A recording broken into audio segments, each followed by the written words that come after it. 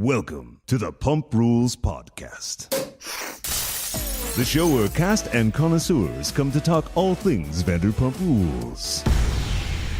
Pump Rules Podcast is happy to welcome Stassi Schroeder to the couch. That's what's up. Thank you for having me here. Oh, thanks. And thank you for making me a homemade ranch dip. You got me Sancerre. Like, honestly, it's very, very, very thoughtful. Oh, well, thank you. Yeah, well, we had to. It was, it's a little homey touches. You're right. You did have to because I got my PR to message your PR. You better have homemade ranch and Sancerre or you're fucked. Mm-hmm. Yeah, that's right. It was a whole process with the lawyers and everything. My rider, it says homemade ranch and Sancerre. I was running around. What is Sancerre? I thought Pinot Grigio was enough, but no, a previous guest, the Housewives Kiki show, brought us the Skinny Girl Pinot Grigio, and I thought, like, I can't experiment with this on a guest. So, have you ever had that? So I have to confess something. Pinot Grigio isn't my absolute favorite. Oh, okay. I like it. Yeah. I like it better than Chardonnay. Mm-hmm. It's like, I guess my second or third favorite.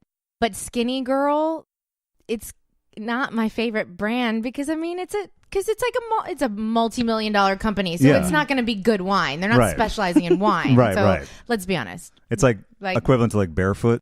Barefoot is probably better. If Pinot Grigio is not the number one, what's your number one? For white wine, I feel like Sauvignon Blanc, and I feel like Sancerre is like, I really don't know, but I think to me Sancerre is like the driest version of Sauvignon Blanc. Like, I like the taste the best. Right. So it's like the elevated Sauvignon Blanc. It's the bougie fucking Sauvignon Blanc. Well, if you're going to have a drink, it should either be a garbage drink or the bougiest version. 100%. No, I agree. No in the middle. No gray area. Do you have a garbage drink? Yeah. Yes. And that is called a Jaeger bomb. Oh, okay. What is a Jaeger bomb? Those are good. I like those. It's Jaeger with you're dropping into Red Bull. Shout out to Tom Schwartz because he introduced me to it. So now it is our thing. So whenever we go out, it's like, is it that type of night? Is it a Jaeger bomb type of night? That is my garbage drink. Blythe's garbage drink is the Strawberita, or which the other she's one. drinking right now. Yeah, That's right, exactly. And it smells like a Yankee Candle. That's right. Yeah, it really livens up the room. With the Being bouquet. a big fan of Yankee Candle, I'm sure you can appreciate it. The smell wafts into the room wherever it goes. Oh well, now I'm mad at Yankee Candle now. Yeah, Yankee Candle can kind of suck it. Like, I was like being real. I was like, I love to mix Yankee Candle scents to create my own scent in my house. Yeah. And I talked about it on my podcast. And then they wrote me, and this was a year ago, being like, oh, we hear you're a fan of Yankee Candle. Mind you, I hate the jar candle. I don't like the way it looks. What are their other candles? Because I'm only familiar with the jar candle. Well, you can buy smaller ones. It's not shaped like a jar. Oh, okay. But I mean, they have photos on it that kind of suck. Like, you don't want to look at it. Right, but I was still ride or die. Yeah. You know what I mean? Country time. Yes. The East Coast. And no toilet tank. It's on the toilet tank all the time. 100%. Yeah. But at least Yankee Candle has like a shit ton of options. Sure. And that's what I like. You can Right. choose a bunch of shit. But then they messaged me and they're like, we hear that you're talking about us on your podcast. We'd like you to do a YouTube video for us and we'll send you some Yankee Candles. I'm like, bitch, you don't get paid to do this. I don't just do a YouTube video or a shout out or anything. Well, meaning like unless I genuinely enjoy their product. Yes. Yeah. I'm not going to go do something for you so that you just send me some product. Like, that's not how it works. And I didn't even respond, but it frustrated me so much that I'm like, I will not buy Yankee Candle again unless it's Christmas time. Shit. Well, they obviously don't know what they're doing because no one's fucking talking about their brand. Except for us all right now. Yeah, all right now. So race right out and get your Yankee Candle. Fill up that toilet tank with some lovely smells. Do you have another brand that you've gone for now? So I go to Candle Delirium on Santa Monica. Uh-huh. It's actually like my favorite store. And I'm somebody that loves to shop. So like that says a lot. And I'm kind of narcissistic. So there's this brand that has the name. Pandora had it in her house. I was like, God damn, what's it called? It's bougie looking, but important for a candle. Though there's no garbage candle. There's no garbage candle anymore. But the name of the flavor scent that I liked happened to be my middle name, Bianca. My mom can go F herself, like really Nastasia Bianca. And so now I'm so ride or die with that. That's a turned up name. That's so good. Nastasia Bianca. I mean, like I was destined to be a dick. You know what I mean? You were just fulfilling life's plan. Yes. So Well, you said earlier that you love shopping and that's one of your favorite activities. I think you mentioned that in the blind date. Yeah. Or on your profile, because I Probably really both. it's something that resonated with me is the guy was like, who seemed perfectly nice, but so nice, super nice. I really want David, right? David, yes. He was so great, such a gentleman, so kind, but like that doesn't mean that he's right for me. Right. So that's all that was. He wasn't murdery enough. He was not. So, I have this theory that you should look into like gaming nerds, not specifically the guys who sit and play games for hours and hours, but there's guys who design the games and they're very into what they do. And it's a very nerdy pursuit. Alternately, like movie nerds, like hardcore movie nerds who happen to do. I do love movie nerds. So, Yeah, that'd be perfect. Because I love movies. You do. You love horror movies, right? I love all types of movies, but horror is my favorite. Basically, guys who have their shit together, but have this abiding passion that either informs their profession or their profession allows them to do a lot of whatever they're interested in. Yes. And don't get up at 7 a.m. every morning. Hell to the no. Yeah, true. And the other thing I noted about David was that I think a guy should, on a first date, order a drink independent. And he ordered my entree too. Oh. They didn't show that. And so I'm like, oh no, like but he was young. I think he was exactly my age. Okay. And I know, like, I'm used to what my ex-boyfriend was. He's 38. Jax was 30. He's now 37. Yeah, like, right. I don't like old men, but I like a little older. Yeah. Right. I haven't really dated somebody, even like if I were to meet someone that was just a year older than me, I'd be like, you're not wise enough or murdery enough. Yeah. I don't know. Yeah. Just not my thing. Was it tough to find someone up for a blind date on camera?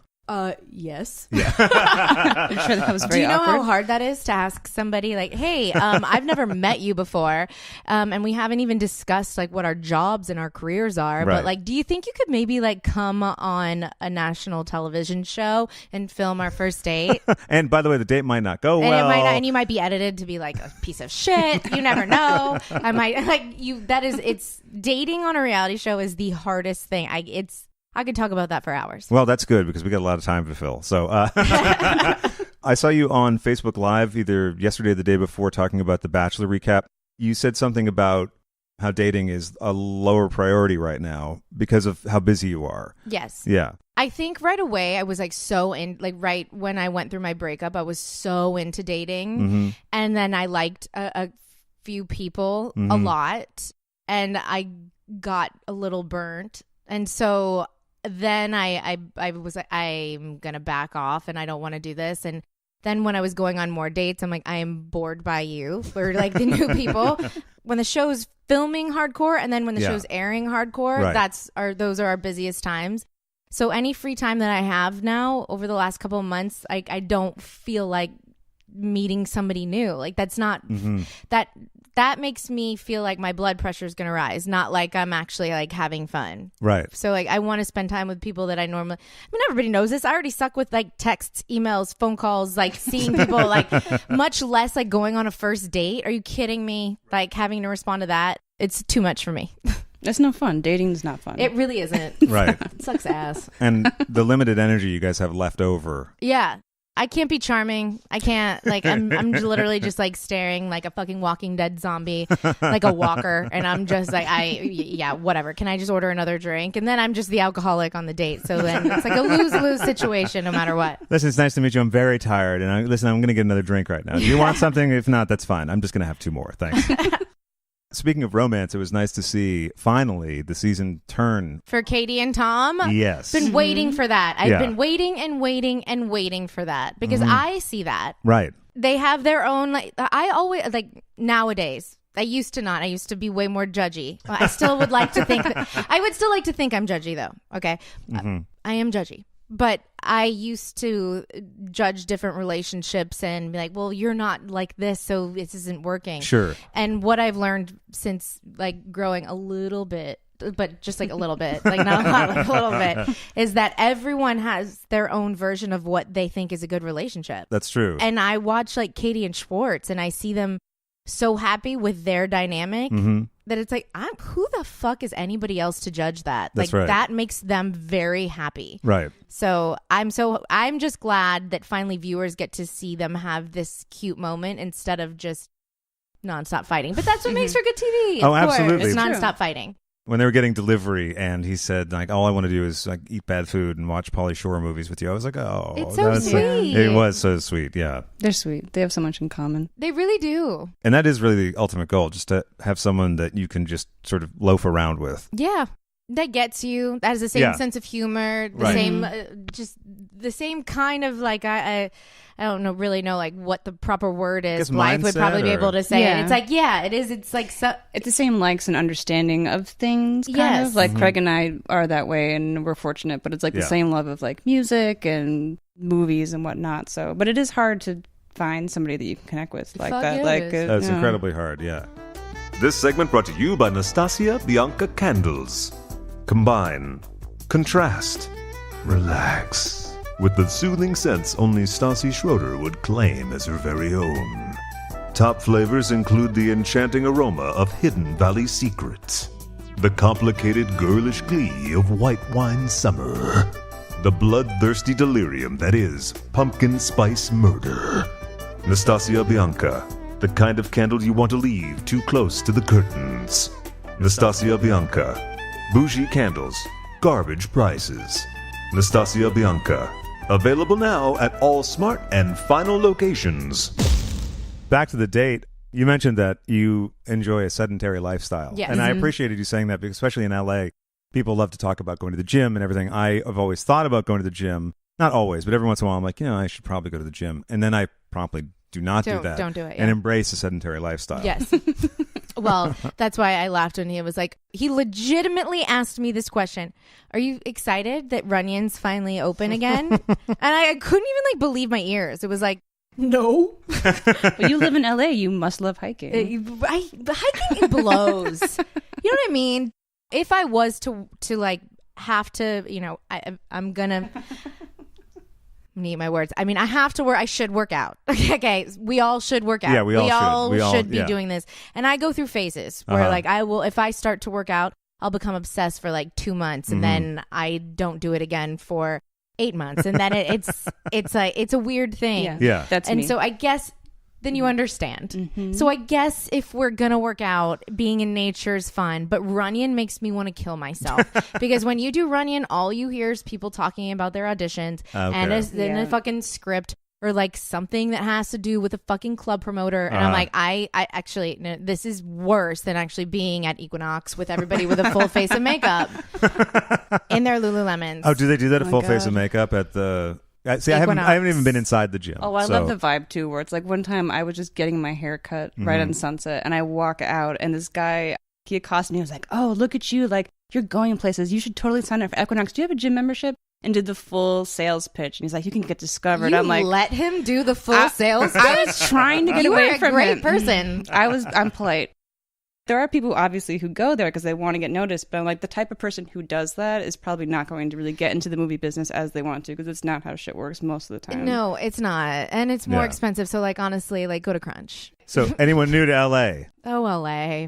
The Oh, magic LA. of LA. It's great though. I love it. I do too. It's like this weird, I struggle with it in my head because all of the stereotypes that I full on believe in and like keep going, and I'm a stereotype in and of itself, I still love it. Yeah. Well, it's fun, and it's funny. Like, not that your date shaded you, but it's like that kind of idea. Like, oh well, you don't work hard because you have what's the LA lifestyle, and you don't really get up early, and you can just be casual. and, That's like, why what's everybody great moves about to it. LA. I know. Yeah, and that's what we want. That's we why want. anybody who lives in LA who's moved to here from someplace else Yeah. is because we want to be able to have a different type of life. Yeah, exactly. You don't just move here accidentally. Yes. Because I know that you kind of have a thing for New York, right? I love New York. But so on a recent episode of your show, you were talking with life coach. I forget her name. Stephanie Zia.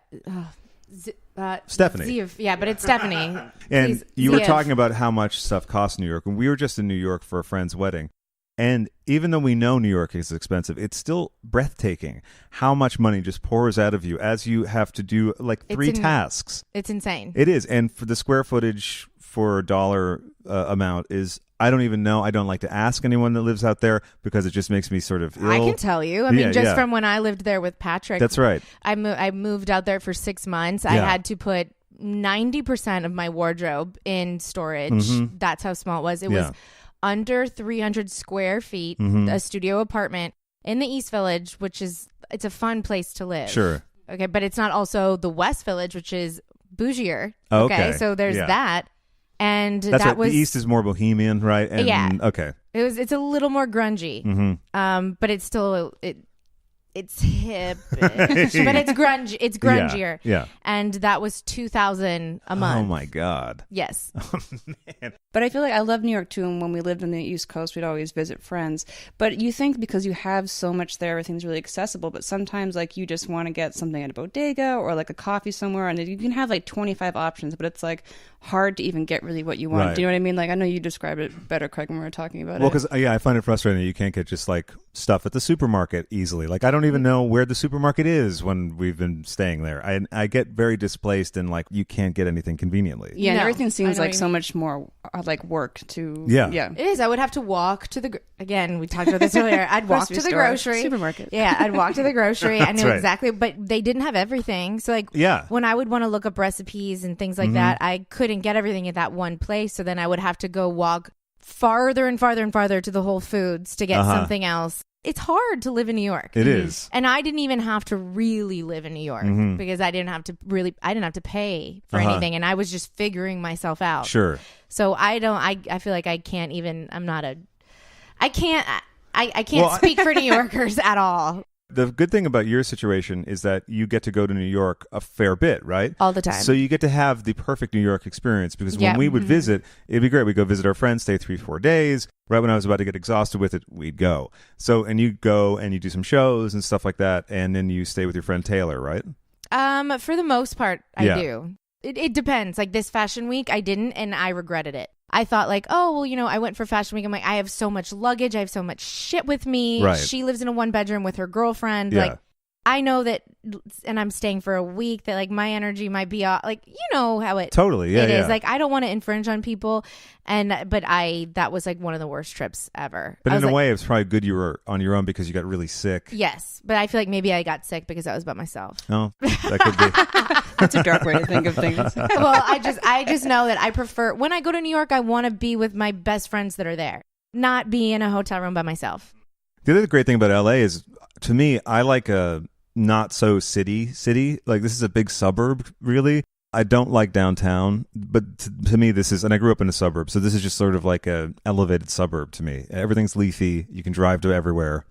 I agree with you, of course. And honestly, if I had to choose between living in I would always choose Los Angeles. Yeah. I just have a love affair with New Sure. York. Yeah, But yeah. but it's not where I would want to live. Right. I like space, and I do like greenery, and I like driving, and I Yeah. like Driving to the grocery. Los Angeles is what's up. It is. Absolutely. And there's no snow. That's true. I'm just gonna pour myself wine. Yes, Yeah. please. Yeah. Here, wait. I can do. Yes. Perfect. That was me peeing, not pouring wine. Did you and Rachel drive all the way there? The whole entire You did way. too. We drove too. the whole way and got lost, Yeah. and it was horrifying. We had satellite in our car, and the system wasn't as good. But I'm like, if we didn't have that satellite connection, we would have just been like, it's all just barns and cows and nothing. Yeah, it was weird. And after the fact, people are like, you have satellite in your car. And I'm like, oh, You first of all, did? I didn't even think about that because I've always been used to just using Waze or my phone. Yeah. Like I It's never easier, even yeah. think to use a map in my car. We actually kind of got screwed on the way out because the GPS on our car, we were excited to use it because it was fairly new at the time, the car. Not GPS, but How did you make it without the thing? So it was actually like a huge production because we had to be there at a certain time. Yeah. right. We knew we were now at this point going to be like an hour late just because we were lost. Sure, yeah. So then we were like, okay, what do? We could keep driving until we hit a city or like a gas station or something, or we could turn around, but that's 45 minutes back the last time I saw something. Or we could like go and knock on somebody's door, which is like the last thing you want to do ever. The creepiest thing ever. Yeah, exactly. And then like as I was continuing to drive, I was like looking at signs that looked like children painted them. And I'm like, this is fucking The Hills Have Eyes. Yeah. That's Katie right. and Tom's wedding version.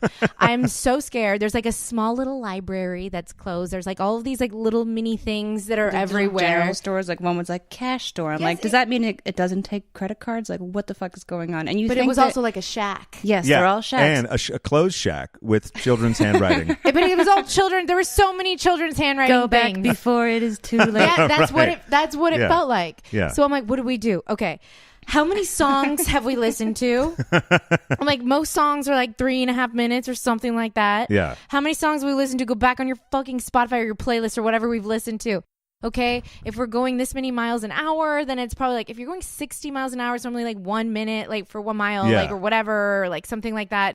So I'm like trying to do this in my brain. And we're like, yeah, we're getting way over our heads trying to do this fucking weird math shit. So I'm like, so do we pull over? Is that what we do? Because I'm going to run out of gas eventually. Oh, like, God, do I that's pull right. over? Oh, yeah, because you can't find a point of interest or a gas station. Yeah, there's nothing I can do. Yeah, there's no sign of civilization. Do I just wait for the next, like, do we fall asleep here and wait for, this was a full-on true story. Yeah. That they just didn't give a shit, which I get. Because everybody's like hyped on the wedding that nobody cared. And I totally understand that. But we like legit freaked out. And so finally, Rachel was able to like screenshot half a map that had no words on it. So like we didn't know street names or anything. We were slowly driving around this like mountainy area, right? Just guessing based on what we would think this might look like. Yes. And eventually we found it. We were like 3 hours late. Yeah. We took 70, so it was just like shitloads of trucks and like 2 lanes and then just a bunch of jails that you pass by. What the fuck? We took a nice scenic route back, but going there I was like, this is dismal. Or we got up to get gas at one point and that it was sounds like a scenic route to me. Jails, right? And it's like county jail 5 miles away, and I was like, good lord. That's right. It's a 9-hour drive pretty much, so it's a long stretch up California, and we don't know California that well, but you assume like I'm in California, everything's like kind of liberal and fun, and you're like, I'm not in Kansas anymore. Like it looks like it's like the the middle of nowhere. Yeah, we've done the road trip cross country before, and it's like we'll stop at certain convenience store like Love's, and they have the Second Amendment gun right cozies for your beer, and I'm like, we shouldn't spend much time in here. It's creepy. Like it says that on the cozy. It's like, you mean koozies? It's, like, it's a koozie. Yeah. Sorry, I mispronounced it. It's like, don't call 911. Just call my .92 whatever. Like that would be such a good Snapchat. I know. I should have bought shit. I was like, there's crazy shit here. I know we should have taken photos, but right when we think we should take photos, we're also like, we got to get out of here. If you start taking photos of stuff, and the people who like are residents are like, who are the like, as if we're making fun of stuff. We didn't want that vibe, Yeah, and I was like, worried about it. Well, once you start hitting all country music at the rest stops, it's a little disorienting. Nothing against country music. Especially country music in California. Exactly. Like, I love country music. But in California, that would be alarming. Yeah, it's dislocating because we were staying obviously a different place at the Chalet View Lodge. That's where my mom stayed, Craig. Yes, that's right. Yeah. The one where you see on the show where Lisa and Ken are at. Because I said wherever Katie's mom's staying. Yeah. Okay. It was a beautiful place. We were so late getting there that we had called ahead and they just like taped the key to the outside door. That's how rural it is. They're just like, well, your key's just going to be taped to the outside. No one else will bother. No, but that is how people get murdered, too. Especially with children's posters as signs. Well, luckily we did full food shopping before we went because we kind of looked stuff harping on that like you wouldn't believe. Craig is good at planning, and he was like, nothing's going to be open. And it's true that there's no deliveries. Like, if you wanted a pizza, even at 8, you'd be fucked. Nothing. Did you bring groceries or anything with you? So Kristen and Carter they were in charge of that. Oh, okay. Me and Rachel, we brought the piñata. Oh, yeah. That was our that was contribution. That's an important piece of the puzzle. Yeah. I don't know if we see it in this episode or the next, but at a certain point, Kristen's like, Carter, go get more handles of booze from the... Oh, that was like a real thing. Yeah. At the wedding, like during the day, on the actual wedding day, we're like, wait, how many handles do you have? And so we were all like trying to figure out like, okay, where do we go to actually go get more? But Kristen is like I always say she can run a small country or at least like a fucking island or like, a city.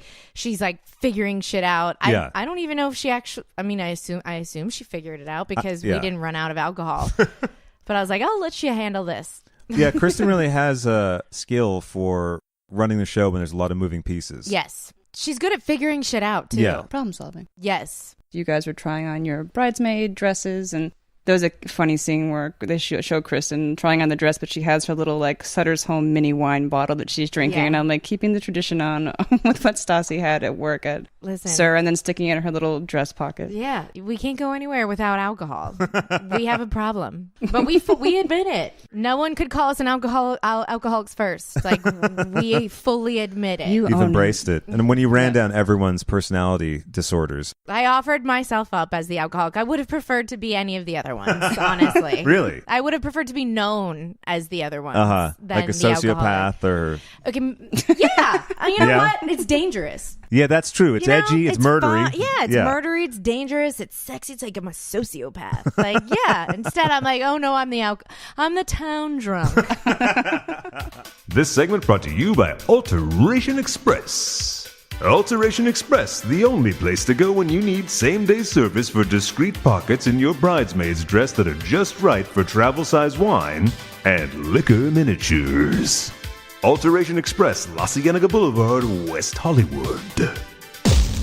Actually, let's talk New Orleans because that's your hometown and you planned the trip. You know what? I actually got to plan most of it. Mm-hmm. And I felt very proud of that because a lot of the time, like when you film a show, we do our best to like put our input in, but ultimately you need to get clearance from places. Right. So like, you know what goes into it. Totally. But when I found out that New Orleans was actually going to be the place that we were going to go, I'm like, please let me try and then give you places, give you suggestions. And my dad called Galatoire's, like my dad called a few places for us because it was very important to me. Yeah. I've been wanting to take my friends there since we became a group of friends, like since I was with Jax. Like, I mean, like like 7 years ago. Yeah. A long ass time ago. Three noses for him ago, I think, right? Yeah. And then one boob reduction for me, two boob reductions for him, or, you know. He's always got a one-up everyone. So, yeah, I know. Taking my shine. But I've been wanting to do this for so long. And so I was really excited. And to be able to actually go to some of my favorite places, it was so emotional and so cool. And I felt so proud. And I feel like there's not going to be a moment from here on out, if and when this show continues, that will be as cool as that for me. Besides Galatoire's, what were some of the other places? Pat O'Brien's. I mean, it's a stereotypical. It's a tourists go there too. Like, but like that's where we would sneak when we were in high school. Like, you go to Bourbon Street and you go to Pat O's, but it's also a place where you can have lunches and have dinner. It's like there's something so special about New Orleans. And my producer's actually, Bill Langworthy, actually said this to me and made me very, very emotional at the end of the trip. He's like, now that I have come here and gone to all these places with you and been in New Orleans, he's like, I now understand you. You're like a mixture of hood rat and bougie. He said it in a way like that. You know what I mean? Where he's like, you're a mixture of the two. Right. Like, I'm not fancy, but I'm also not like trailer park. No offense if you live in one. I'm like, I'm both of. I'm both. By the way, of if we're it. big in the trailer parks, we love you. Yeah. And, no. I'm just mean I hadn't thought of that listenership. I'm not trying to shit on anyone. Totally, yeah. But it's a special type of Southern. It's a Southern person. It's the New Orleans. culture is so different and interesting. So it's like different types of people, and so it's kind of like you go out more and experience more things. You do, yes. Like it's almost like a West Hollywood too. Like anything kind of goes in New Orleans. Sure. So like I didn't grow up in like hardcore South. That's not where I grew up. I grew up in a West Hollywood version of the South, which is New Orleans. But it also, New Orleans is like a European city in the United States. So everybody who's from New Orleans is so proud of it. And I just am very proud that I got to show that. And my family's proud. My grandmother I called the next day. And that was a very adorable scene. She was so proud. She's like, yeah. I can't, they showed New Orleans in such a great way. And I'm like, didn't they? You know, it can so easily be turned into something that is not good. And and there were so many places that we went that didn't get to be shown. What other places? So we've spent some time down there. We went for Christmas the Christmas before this with our friend Jason. He has a place there. He goes about half the year, and he is in love with it. And I was recently back there again with him. We drove from Kentucky to New Orleans, ran out of gas from in Brittany Mississippi. To me. That's right. You drove from Brittany to we did. Everything is like weird, full circle. What's going on? Yeah, I know. So going back there for the second time, I felt really familiar with it in a way that I didn't the first time. But also the first time, we stayed on the wrong side of St. Claude. Okay. And so we didn't know that was even a thing until after we stayed at the wrong side Well, of there are St. a lot of wrong sides that you can stay on. Which There are we a million discovered, yeah. streets that if you're on the wrong side of, I mean, you take one wrong turn and New Orleans is dangerous. This is why I had to side with Katie in that argument that her and Schwartz had And I about was there walking for around. that. And I don't remember them. And I was like, they're fine. Because I guess I was so drunk too that I was like, are y'all really fighting? I don't know, whatever. But they weren't alone. Like I was I with didn't know them. that. Kristen, I Okay. think, was with us too. Most of us were together. And Katie just said she felt unsafe, which is fully appropriate. She had mentioned when we were hanging out that she saw somebody who looked like was following them. Whatever happened, like Tom, if everyone's drunk, he's probably like, this is a pain, just walk. Like, what are you complaining about? It's a drunk. Every single fight is because we drink too much. That's common. That's all it is. Mm-hmm. Like when we're sober, these things don't happen. But so I guess we just all have an issue that we need to address. Not for a while, though. What's the beignet place? Cafe Du Mont? Yeah. Okay, did you guys go That's there? really good. We did not. I don't really like sweets that as much as I know. Like a lot of the crew went there, but it wasn't something that was on top of my list. Well, you get powdered Never- sugar all over your pants anyway, Oh, or it's like just- you'd sit in it. It's messy. Yeah. I don't know. I feel like a traitor, but like I'm not really big on beignets. I'd rather jambalaya or like Yeah, like savory crawfish stuff is étouffée nice. or like something like gumbo. Not I'm not obsessed. And you fit in your murder tour. Yeah, which they didn't get. It was only like a few. I was minutes. I was you know what, I was like disappointed at first, but then once I continued to watch the whole drag thing, I was like, oh god, this is it. It was they didn't even show enough of the drag. It was hard to compete with the drag, yeah. It was funnier in person.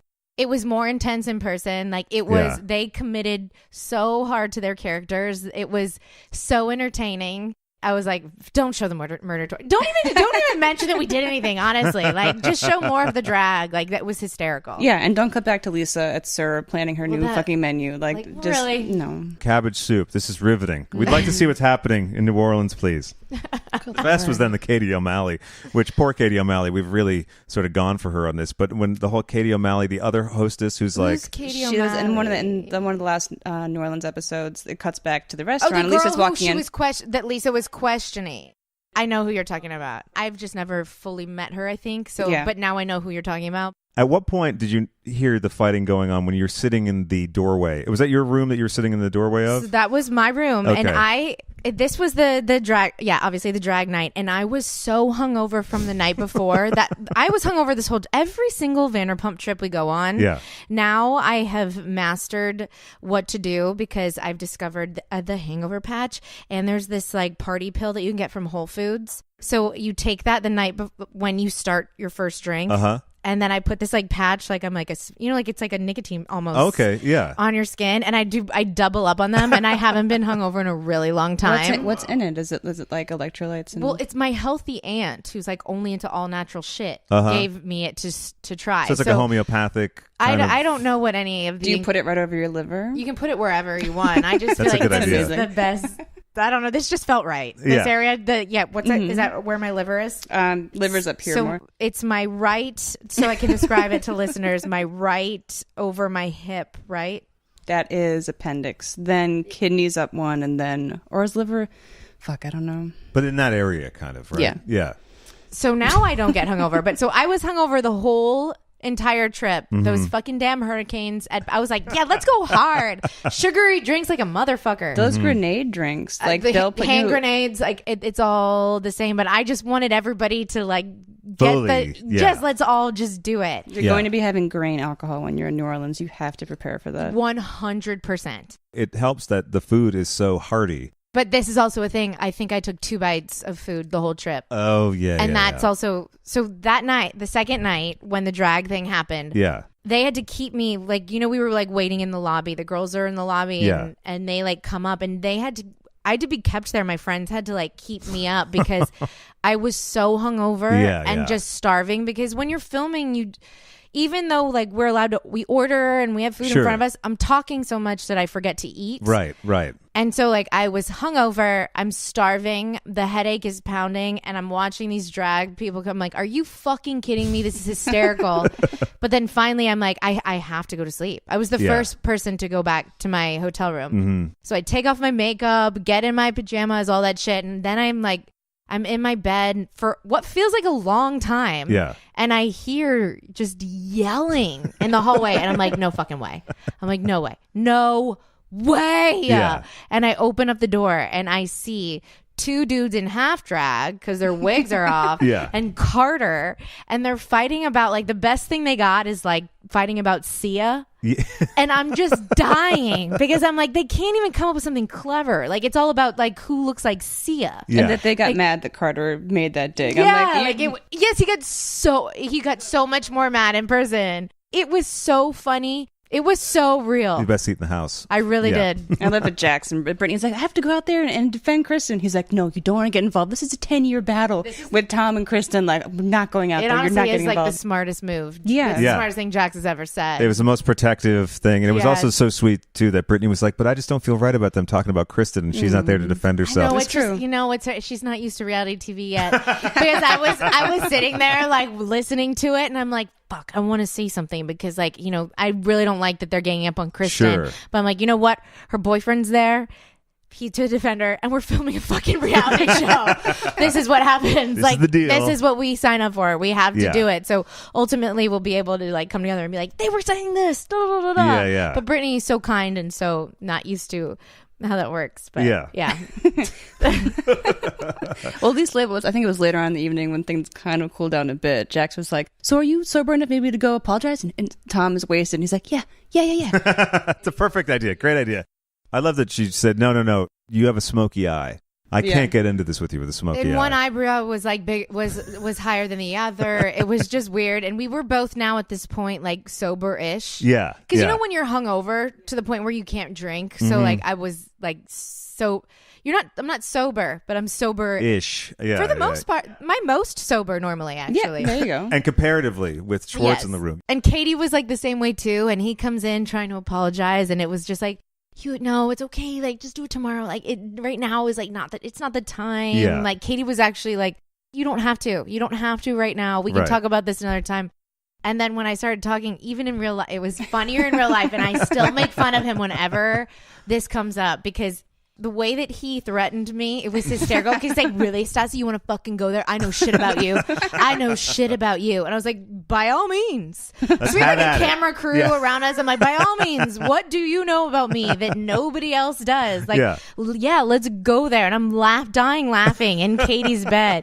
And he's like, really? You want to do that? Frank. And I'm like, are you serious? I'm like, that's what you got, Frank? Have you seen season 1 Uncensored? That thing that we had to do? Right. Like, really? Are you kidding me? Like, you're revealing some sort of secret? And then they only showed like him being like, good track record. Yeah, Jax, but it Frank. was just, it was hysterical.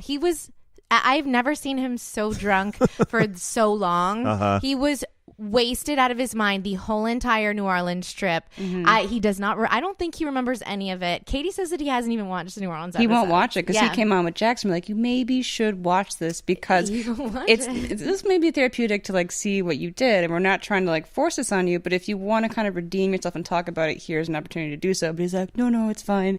You guys watch it ahead of me. I'll just He come won't on. do No, it. He won't. He even stressed. He goes, He I know we won't. normally watch the episode, and I'm normally cool with that, but like not this one. He's scared of looking like Tequila Katie. I They're so know. similar. Yes, they have Tequila this, Tom, and They're both so similar. Yeah. When they get wasted, they get they already have such a great vocabulary and a great vernacular, but like when they fight, that shit comes out, and Yeah. they can be cruel because they've learned they both have that talent.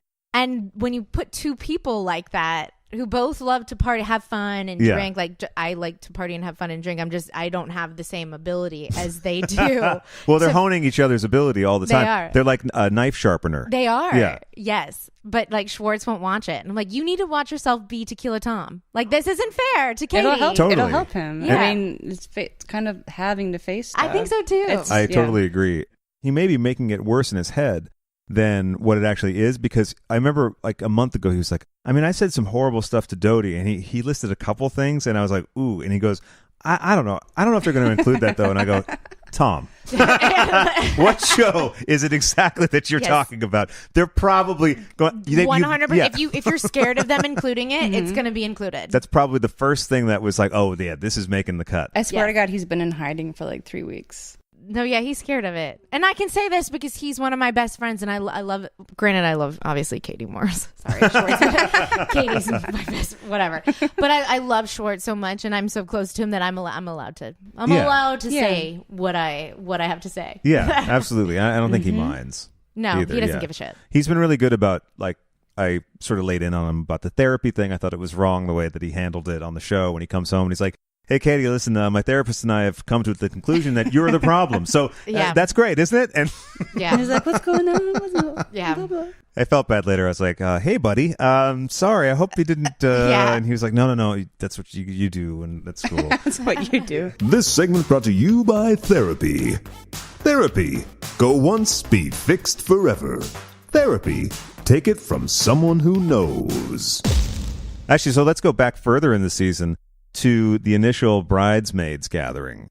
And so what it looked like on the show was that there were these great moments that were then shot through with these problems of the sort of the dynamic with Sheena and either misunderstandings on both sides or a misapprehension on Sheena's part as to what it means to be the bridesmaid. Right. Yes. Yeah. More specific question, please. No problem. I guess we'll focus on, a lot of people have different opinions on Sheena's behavior and Katie's behavior during that time. But I think the one absolutely inarguable gaffe that Sheena made was quoting the price. Well, that is something that, and even like during filming, like when I was asked to talk, I'm not talking about money. That is so weird. Of course not. Yeah. It's just a tacky, not normal thing to do. And I told her that to her face off camera. I told everybody that. Like, I'm not fucking talking about money. That is weird. But the one thing that I can say, and we do discuss this at the reunion, I had no idea that anyone felt left out because we were all in a group chat, all the bridesmaids. Right. We all were writing things in, but when we decided on that house, the house that we went to, it was me, Jennifer, and Rachel. Right. Like, Jennifer happened to be at my apartment because we were doing a podcast on a murder mansion. And then Rachel came over, and then we were like, what are we going to do about Katie? We need to actually start getting on this. Right.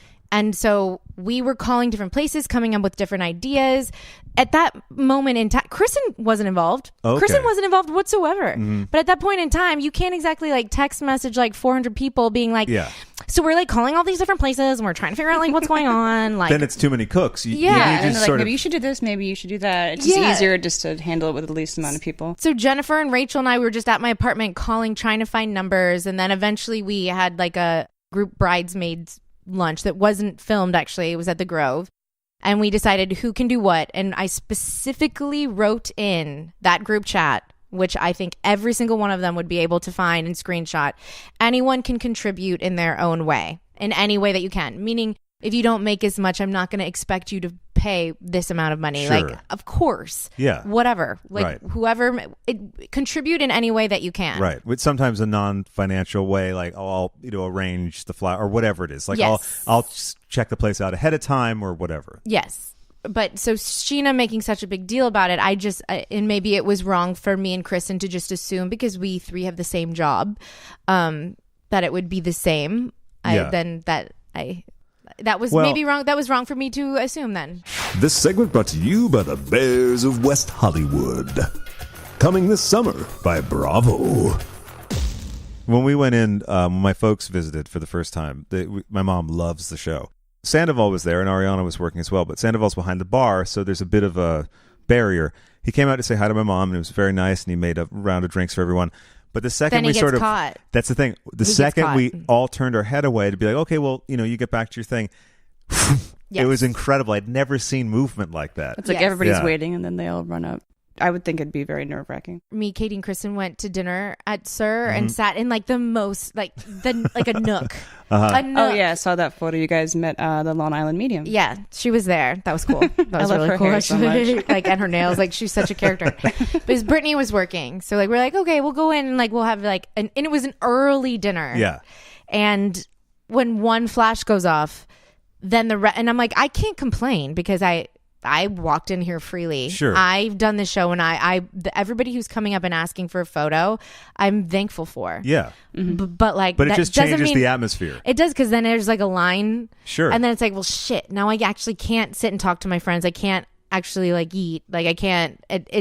I sound like a fucking asshole. But it's true that we've seen it happen. But I mean, couldn't imagine like legit having to work. Yeah, right. Like And having then tables have to deal with that. with. Like, how do you say like, no, sorry, I have to like go back and like make a drink, like, or I have to go like serve this, because then people are like, oh, of course you're the bitch that I thought you were. It's Right, like, right. no, It's a like, no-win, because if you don't spend enough Yeah. time with your table, the table's going to get mad that you're not delivering Yes. the shit on time, and then the people who want the pictures don't understand. yeah. Yeah. It's a tricky situation.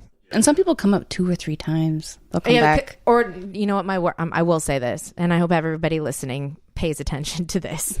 If you ever go up to anybody, take just one photo. I need one for my Snapchat, and then I need one for my Instagram. Oh yeah. A live Instagram, and then I need a regular photo. Like no. Like Yeah.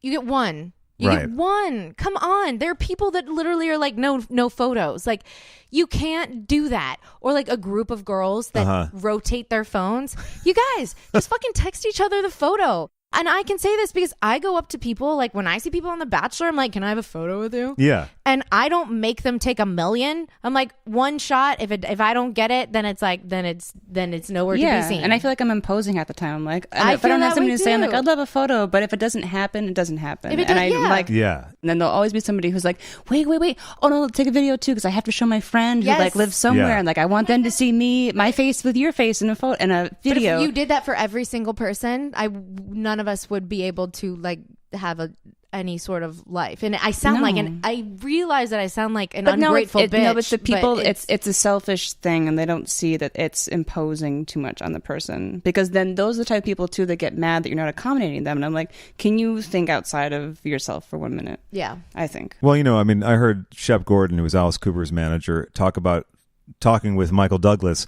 Shep Gordon's a little more famous now because Mike Myers made a documentary about him. So some woman on the way into the thing stopped him and sort of started telling her whole life story, and he felt bad saying, I have to go, because she was very emotional about something in her life. So he finished talking with her and then went to talk with Michael Douglas and said, Michael, how do you deal with this? Because you're way more famous than I am. And Michael Douglas was kind of like, I hate to say it. It's awful of me. I feel embarrassed saying it.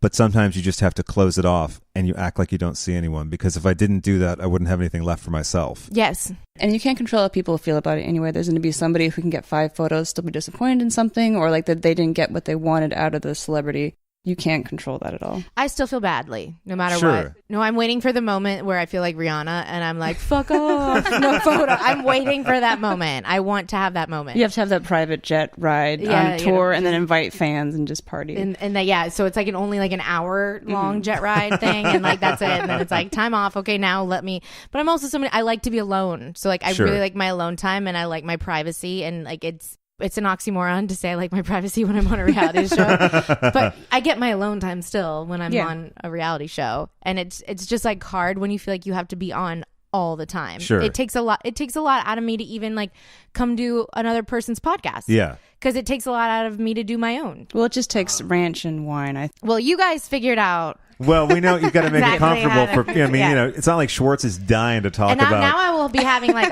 I'll do this. Yes. This whole bottle of wine is almost been drank. Well, I had my garbage drink. Drank, yeah. Drunk. That's why we have a second bottle of Santa Margarita. So let's talk a little bit about Twitter, because you posted a really, I guess, heartbreaking, I was going to say touching, but heartbreaking note like a month or two ago about the impact of the hate that you've had directed towards you this season. When I had a mental breakdown like 3 months ago. It was like Yeah. right before Christmas, I think. Oh, that's a perfect time for that sort of thing. Yeah. No, it was so bad that my producers had to come over to my apartment at like midnight, and then one of them actually came over the next morning at 8 a.m. to get me out of bed so that they could bring me to work. Mm-hmm. Because people can be really freaking mean. Yeah. People yeah. on Twitter, you know what? This is the thing. I understand that social media and Twitter and podcasts, even I Sure. do it. Yeah. It's an outlet to talk about something, to voice an opinion, to poke fun, to be an asshole, to all of that. I get it. But when you tag somebody in something on Twitter or comment on their photo so that they know, so that particular person knows that you're seeing it, Yeah. to me, that's where it crosses the line. Say whatever you want. I'm not going to look up hashtag pump rules. But I will look up what people are writing to me at Stassi on Twitter, and I will look at my comments on Instagram. Sure. So to me, there's like a huge difference. And that's something where like, I get being an asshole on social media. I do it too. I have a podcast. People don't realize just like how much it can affect somebody. That whole night, like it was after that scene where I was in like that white bikini and like I had a conversation with Ariana and Sheena. And I like ran down into the bathroom and sobbed, like, Sure. and all of that. And At it the was not so surprise party. Yes, and it made zero sense. Like it made zero sense to me too. Mm-hmm. I was drunk and frustrated, and I couldn't articulate myself because I was drunk and frustrated, and I knew I couldn't. So like I cry and freak out because I didn't know how to handle it, and it was mortifying. But people telling me that I should kill myself and in specific ways, and like just being so specific, like just about what's wrong with me, and not just like my personality or how I should kill myself, but like that I have like a hunchback and back fat, and like it was so much overwhelming hate where I'm like, okay, well, I want to see you at a fucking pool party all day long, drinking so much tequila in the sun. Yeah. And then 7 hours later after that, when you're wasted, you have to have this conversation and you're like, oh, fuck, I can't. And then you feel like a caged animal because I can't express myself properly. And when I get frustrated, I cry. I mean, I cry when I'm happy. I cry when I'm sad. You're a crier. I am a crier, yes. But I've never been more mortified. In the 5 seasons that I've done, that is my most embarrassing moment that I've had. Well, that's saying something. You know, because at this point you'd think that you were sort of inured to the because feelings of it, I was but way worse. Like season 1, everybody thinks I was just this asshole, which when I look at it, I'm like, I was. It looks it makes me laugh. But you had a big breakthrough when at the Palm Springs confrontation, or whatever you want to call it, when Katie surprises you. Yeah. I feel like that was the watershed moment, at least for the viewers, of you sort of coming to grips with this idea that cutting people out of your life isn't really productive for you, and that you miss these people. And so that's like, that was the real turning point, I think, well, for a lot of viewers. Well, that's when I finally got to make contact with Katie. But I realized that I will never forget the moment that I met with and like we talked about like what was going on in Katie's life. And I was like, I started crying. And then that was a moment. He's like, okay. Like it was readily apparent to others that this was the step that you needed to follow through on, because you were so emotionally disturbed by the fact that you weren't in Katie's life. It wasn't worth sort of standing on principle. Right. It's clear this season that everyone is really newly appreciative of the relationship. I think there's a few interview comments where you and Kristen both comment on how much you want to be there for Katie. Actually, going to New Orleans, or maybe when you're unpacking in New Orleans, you say something to the effect of like, I just want this to be right. I feel I just don't want anything to go wrong, because you have the weight of the memories of not being there. Of course. Of course, I missed that engagement. Yeah. Do you know how crazy that is? That I wasn't there for the proposal. Right. It still is. It's a weird thing to think about, that I wasn't there for Schwartz proposing to Katie. Right. And I know Kristen feels the same way. It's almost like I bury it. Like I don't really think about it. You can see how much those issues still move you when, in the midst of the crazy fighting, the drag fights, the subject of Schwartz in Vegas, and you didn't know about it, and you can see on your face. Well, this is the thing. I didn't know that it was an issue. That's what I mean. Yeah, so like, and because I got so many people tweeting me and being like, well, you knew, like, you know, season 3, you weren't there for it and you had to talk about it at the reunion, and like, you obviously watched it. I'm like, yeah. No, I knew this was like a rumor. Yeah. But I had no idea that this was something that was like weighing on Katie's heart and in her brain and like in her soul. Yeah. Like I had no idea about that. And that's the difference. Like, and that made me feel like I'm sorry that I wasn't a good enough friend, that you didn't tell me that, and you didn't. Yeah. I wasn't there for that. I get wanting to protect your boyfriend and protect your man, but like that made me feel badly. Yeah. I know what it's like to be cheated on. I know what it's like to be betrayed like that, and it is the worst feeling in the world. So like, put all the stress of planning your wedding on camera and like having everybody question you, and just it's a lot. It's a lot. Katie really got it viciously. this year. She did, and it's bullshit. Yeah. It is bullshit.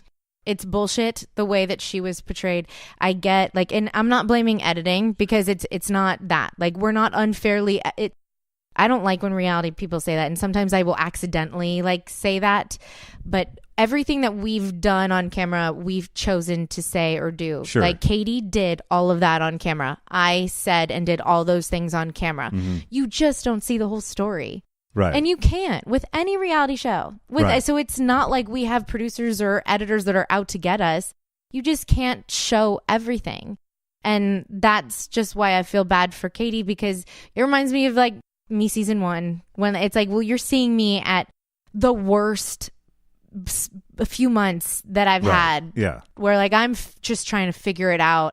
And I found out my boyfriend cheated on me, and I can't get an apartment, and I'm sleeping on someone's couch, and I can barely afford a sandwich and go and film a scene, and then my friends believe my ex-boyfriend. It's you act crazy. Yeah. And so I just feel like that is what Katie looked like this summer, and it was unfair. This segment brought to you by Bowl and Branch Ranch.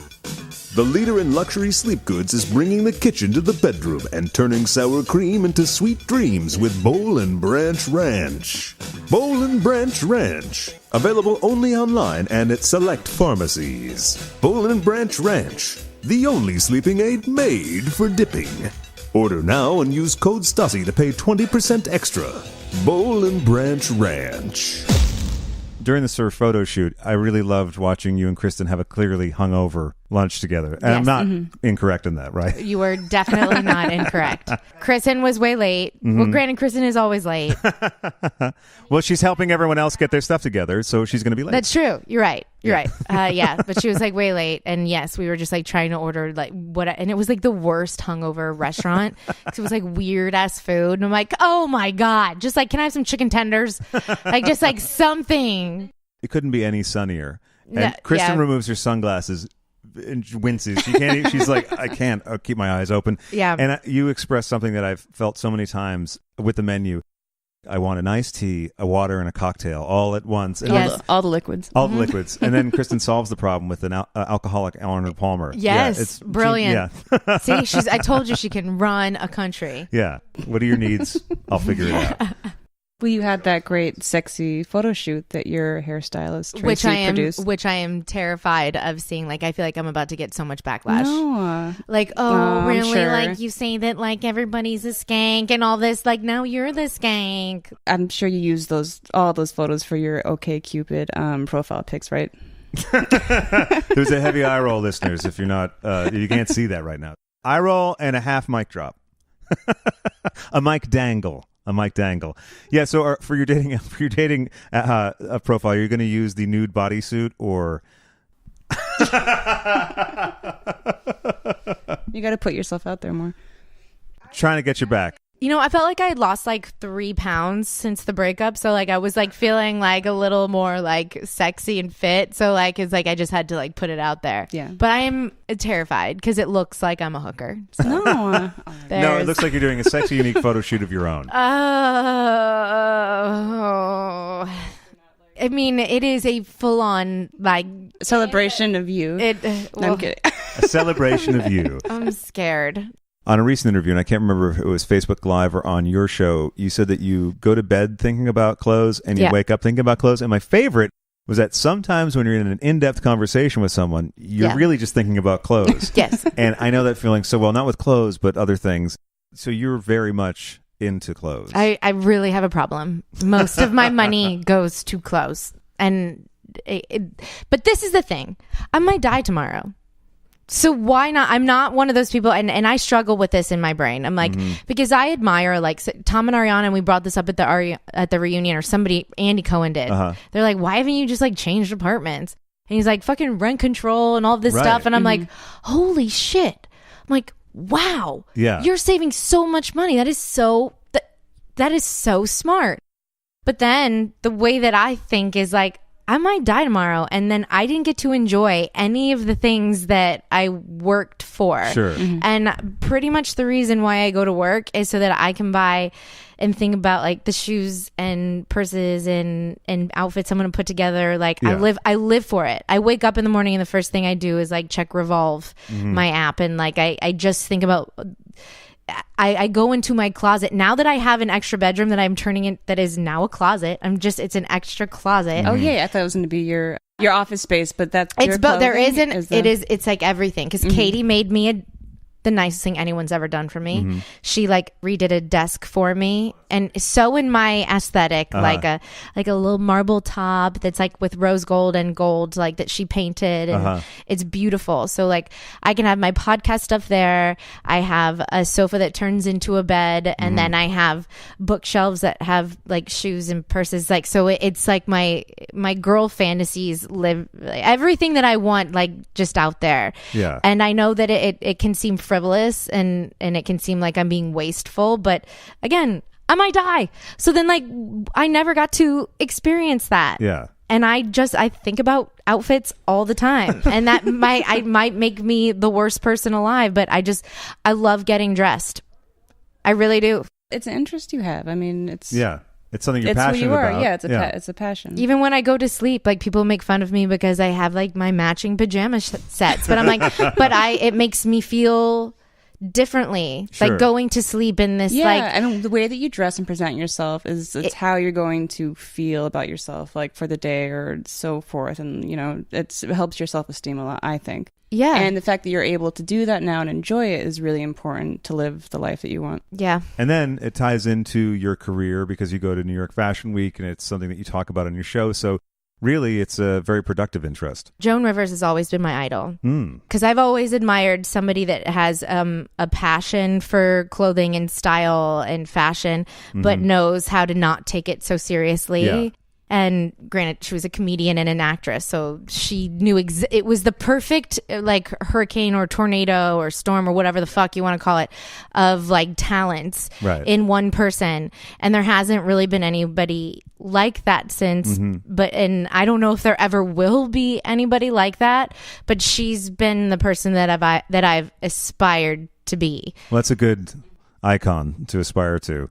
And also, the candor on your show and the sort of the frank talk again, that's definitely I don't know. I lost my train of thought. I was trying to say something nice, and I. Well, God damn it! You fucked up a compliment that you were going to give me. Yeah. God damn it! Well, you definitely take a note from her in the openness and candor with which you talk about all aspects of your life, including getting very sick on New York Fashion Week and other things that maybe other people might feel.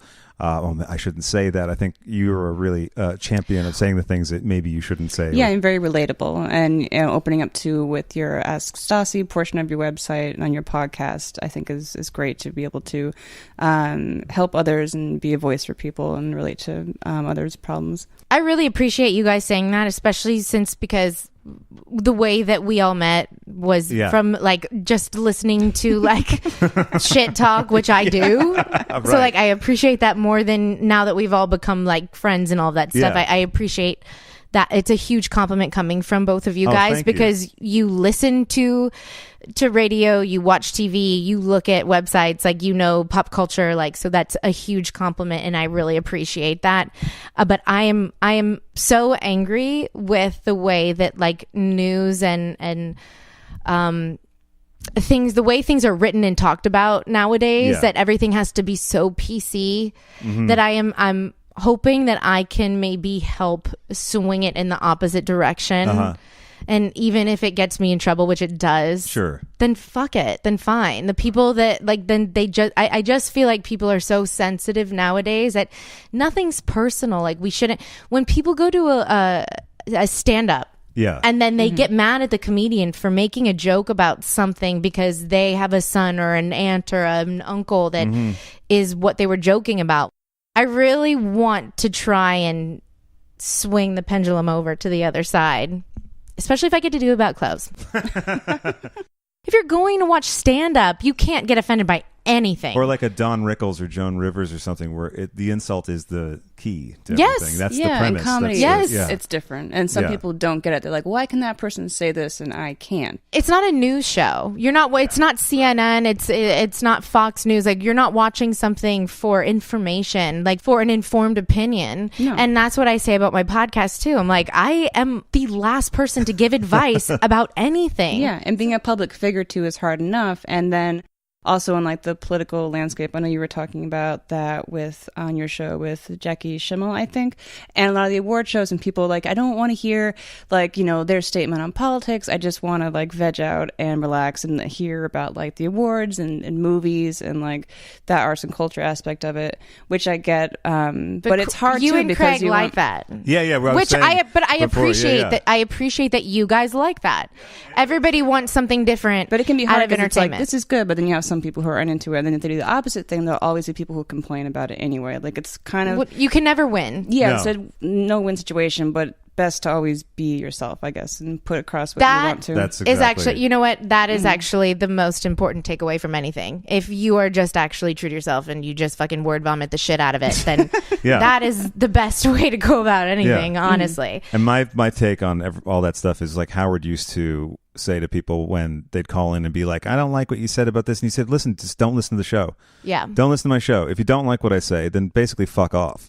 I love that. That's my favorite Yeah, response. it's the best because that people think that you're supposed to buy into what they think. And it's like, nope. Or they'll get don't. nasty on Twitter or somewhere, Yeah. and they want the attention. They want you to entertain them. Yeah. And then when you just shut them down, like, I don't really give a shit about your opinion. I don't want to hear back from you. You're just a negative troll. Yeah. That's what makes them mad. So to wrap up, be you, be happy. Be and- open.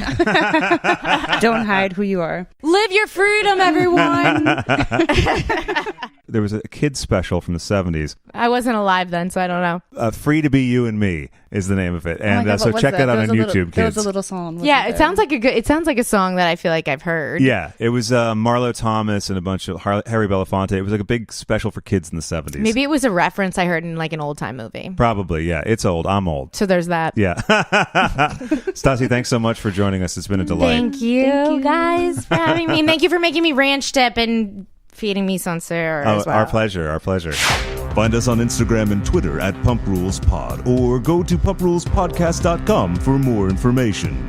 Email PumpRulesPodcast@gmail.com and follow on Facebook at Facebook.com/PumpRulesPodcast. Thanks for listening and see you next time.